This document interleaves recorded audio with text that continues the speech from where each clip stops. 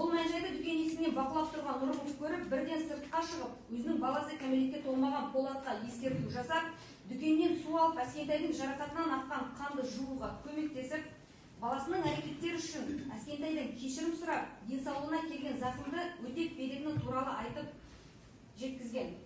Алайда Әскентай Нұрымовпен келтірген кешірімге құлақ аспай, орын алған жағдайды егжей-тегжейлі шешу үшін Қамажай дүкенінің алдына өзінің танысы Тоқтабаевты ұялы телефон арқылы хабарласып, сол жерге шақырған. Осы уақытта Талғар қаласында орналасқан Эйфория кафесінде таныстарымен бірге демалып жүрген Тоқтабаев өзінің танысы кәмелетке толмаған Ысқақты алып, соңының басқаруындағы Volkswagen Golf маркалы мемлекеттік номері 039 AZX05 автокөлікпен 04-10-2024 жылы түнгі сағат 00:06 шамасында Қамажай дүкенінің алдына келіп, Әскентайдан орын алған жағдайдың мән-жайы туралы сұрастырған. Өз кезегінде Нұрымов Әскентайдың дүкенге адамдар шақырып жатқанын көріп, орын алған жағдайды шиеленістірмей шешуге көмектеседі деген оймен өзінің туған бауыр Гайытбаевты ұялы телефон арқылы дүкенге тез арада келуін сұраған.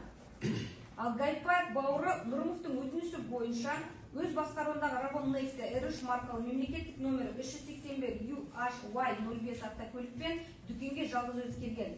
Әрі қарай Қамажай дүкенінің алдында Тоқтабаев, Әскентай сол уақытта келген Гайытбаевқа наразылығын айта бастаған. Соңғы өзінің інісі кәмелетке толмаған Полаттың 16 жаста екенін, балалықпен көп нәрсені түсінбей Әскентайды ұрып жібергенін, оның әрекеттері үшін өзі кешірім сұрап, Тоқтабаев пен Әскентайдың жанжал шығармай шешуге шақырған.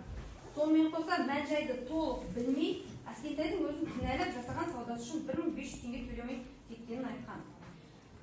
Өз кезегінде Тоқтабаев досы Әскентайдың кінәсін түсініп, дүкеннің алдынан кәмелетке толмаған Ысқақтың басқаруындағы жоғарыда көрсетілген автокөлікпен досы Әскентаймен бірге кетіп қалған. Алайда жолда Әскентай Каспий арқылы Қалтаева С есепшотынан 1000 теңге төлем жасалғанын айтып, жоғарыда көрсеткен электронды чекті Тоқтабаевқа көрсеткен.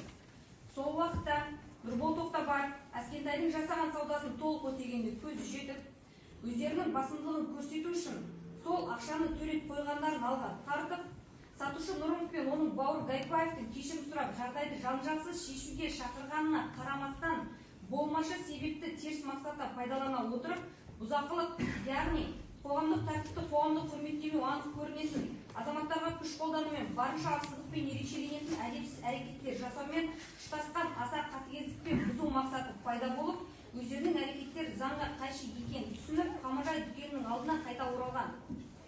Әрі қарай